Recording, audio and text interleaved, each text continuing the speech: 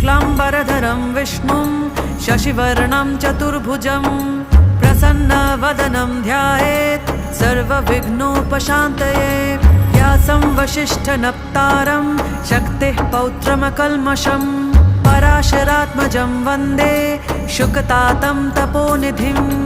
व्यासाय विष्णुरूपाय व्यासरूपाय विष्णवे नमो वै ब्रह्मनिधये वासिष्ठाय नमो नमः। अविकाराय शुद्धाय नित्याय परमात्मने सदैकरूपरूपाय विष्णवे सर्वजिष्णवे।